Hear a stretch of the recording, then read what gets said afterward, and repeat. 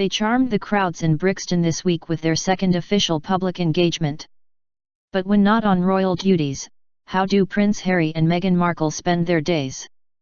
With 4 months to go until the wedding, we reveal the couple's daytime routine, from exercise regimes to cozy date nights and their favorite Italian restaurant.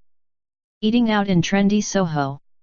Meghan is an avid foodie and likes to dine at Bocca di Lupo, a chic Italian restaurant in Soho, London, whose celebrity clientele includes actors James McAvoy and Ralph Fiennes. For flexitarian Meghan, she sometimes follows a vegetarian diet. There are plenty of mouth-watering dishes, from truffled radish, celeriac, and pomegranate salad, £14, to sea bream carpaccio, £18. She and Harry regularly return to Dean Street Townhouse, a Georgian-style venue owned by the Soho House Group, of which the pair are VIP members, where they had their first date. In the 20s, Fred Astaire, Noel Coward, and Dylan Thomas were guests. Today, cocktails, among them a Soho Negroni, made from gin, martini, and bitters, cost £11 apiece.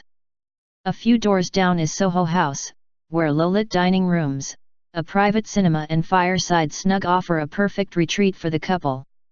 They've also been seen at Little House, another private club in Mayfair, where Meghan brunches on £11 avocado and poached eggs, washed down with a £7.50 glow juice containing ginger, lime, and guava. They share plates, says a member approvingly. The lighting's low and they don't get bothered. Yoga and jogging. Both Meghan and Harry are fit and athletic, and like to start the day with exercise. While Harry heads off to the KX Health Club in Chelsea, a gym that costs £575 a month and whose members include actors Eddie Redmayne and Hugh Grant, Meghan prefers running 6-mile circuits around Kensington Gardens 2 or 3 times a week. Recently, she has confined her outings to Kensington Palace Green, where she is protected from sightseers by a newly planted screen of hedgerow. She's not thought to have a personal trainer and instead devotes her time to yoga, which she's been practicing for several years. Her mother, Doria, worked as a yoga teacher. She's also a fan of workout DVDs, including Tracy Anderson's, a favorite of Gwyneth Paltrow and Kim Kardashian, and Pilates Platinum, an American cardio and strength workout which she credits for her toned limbs. Meghan has promised pal Millie McIntosh, the Made in Chelsea star and Quality Street heiress, she'll attend one of her SBC, Skinny Bitch Collective, sessions, the most exclusive fitness class on the planet. Invitation only, the classes are full of supermodels and A-listers, involve high-intensity animalistic exercises and cost about £40 a session. Beauty rituals. As she prepares for life as a princess, Meghan has been taking time out to pamper herself and ensure she looks her best for every public appearance. Royal sources say her dewy complexion is down to Sarah Chapman, who owns the Skin Isis Clinic in Sloane Square, London, and counts actresses Naomi Watts, Uma Thurman and supermodels Gigi Hadid and Jordan Dunn among her devotees. Sarah, whose hands are reportedly insured for £1 million, is a skincare supremo whose treatments include a £220 LED light therapy facial and 60-minute skin resurfacing therapy for £450. There is reportedly a 6-month waiting list for her services, but Meghan, who swears by Sarah's £149 stem cell collagen activator duo and £44 ultimate cleanse, seems to have skipped the queue. She counts on Cheryl Riley of Nails and Brows Boutique in Mayfair for fortnightly manicures and pedicures, from £41 each, as well as the Audrey, a £48, 20-minute eyebrow shaping service, inspired by Audrey Hepburn, which promises to instantly lift the face. For more intensive treatments, Meghan visits Nicola Joss in Covent Garden, whose services include a £250 bespoke sculpting inner facial, a bizarre procedure that involves massaging the inside of the mouth and cheeks. She was seen at the salon before Pippa Middleton's wedding last May. Cozy nights in. Removal vans have been spotted bringing Meghan's possessions to Nottingham Cottage, the quaint 2-bedroom home in the grounds of Kensington Palace, which she moved into last November. Harry has lived here since 2013, and Meghan is believed to have transformed not caught from bachelor pad to elegant marital home. Gone is Harry's messy living room and the hammock strung between two trees in the garden.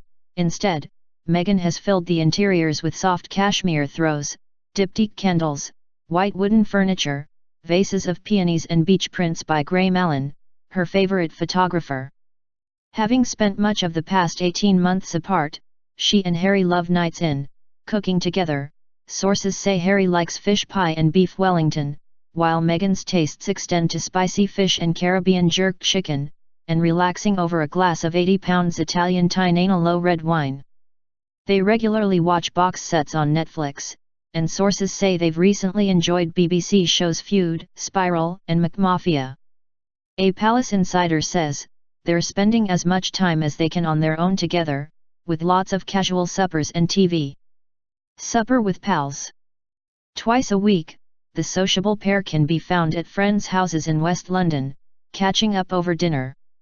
Pals include Hugh Van Cutsem and his wife Rose Astor, Tom and Laura Inskip, whose Jamaican wedding they attended last year, and Mark Dyer, often dubbed Harry's mentor, whose Texan wife Amanda Klein is said to have particularly taken to Meghan, and in whose Fulham gastropub, the Sands End, the pair enjoyed secret dates.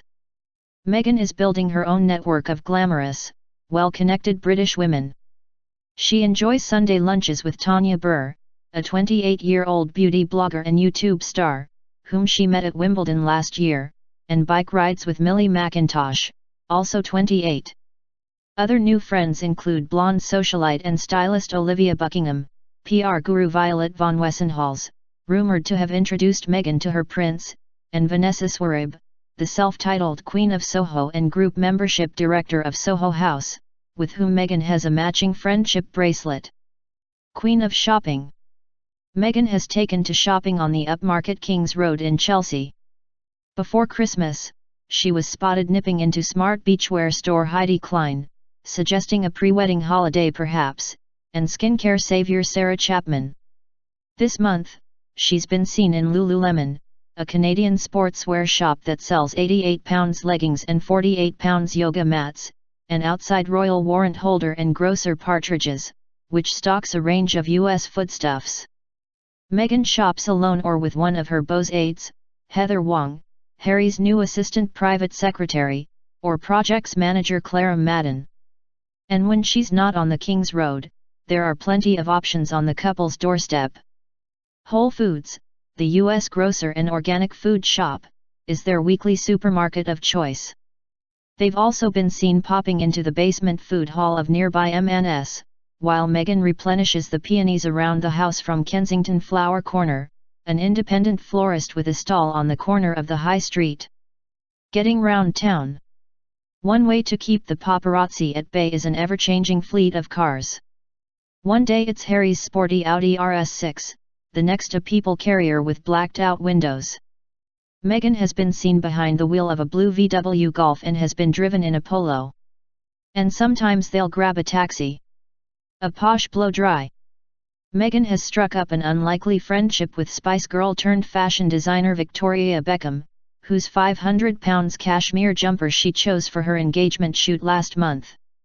The pair were reported to have met last summer and have stayed in regular contact via texts, with Victoria, 43, providing Meghan with a list of exclusive salons to visit for hair, makeup, and beauty treatments in the UK. On previous trips, Meghan had her hair blow-dried at Charles Worthington in Covent Garden, but is now thought to have moved to Hershey Sons in Knightsbridge. Weekend retreats. The couple prefer quiet relaxation to wild weekends, and tend to retreat to the countryside on a Friday night, often the Cotswolds. They've visited Soho Farmhouse, the rural outpost of the Members Club, at least twice together, and in October 2016 Meghan enjoyed a solo trip to the swanky sanctuary, where she stayed in a cabin set amid 100 acres of peaceful countryside. They regularly visit Highgrove, Prince Charles's Gloucestershire estate, where Meghan is said to have bonded well with Camilla, and Anmer Hall, where they stayed with William and Kate at Christmas.